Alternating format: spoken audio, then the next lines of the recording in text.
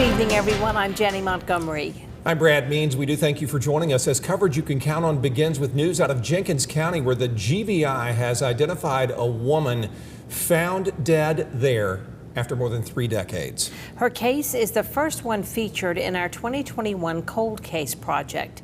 Here's Renetta DuBose with the update. It was Valentine's Day, 1988, when someone discovered a body in a trash can. It was in this area where Perkins Road connects to the Millen bypass. I inherited this one, but it's still a good feeling to take one off the cold case list. 3 cold cases in Jenkins County, and now Sheriff Robert Oglesby has a big break in one of them, the Jenkins County Jane Doe.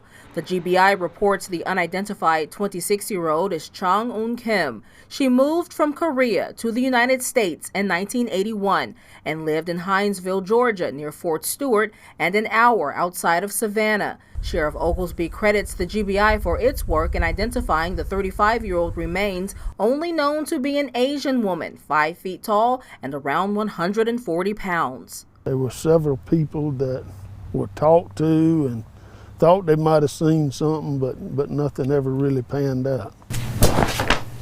Back in November of 2021, Cold Case Project featured the Jenkins County Jane Doe visiting the Millen News to see how the Jane Doe was described in order to help bring her family justice. GBI shared a composite drawing in the paper, identifying her crowded front upper teeth.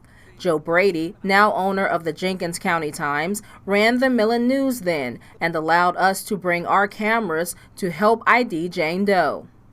Without the media help, I don't believe that she would have just faded away into the woodwork. GBI reports after looking into fingerprints, dental records, and sharing Kim's sketch with the public, investigators moved to DNA technology. Texas-based Othram, which uses forensic-grade genome sequencing, helped identify Kim and positively match her to her family. We tested the blanket that had some DNA from her transferred onto it. We were able to build a DNA profile. A genealogical search also helped ID Kim. Investigators are trying to narrow down her timeline in Georgia in the 80s and determine her ties to Liberty and Jenkins counties. We learned from GBI that Kim's sister lives in New York. I am not going to jump in there and try and snatch it from the GBI when they've come this far with it.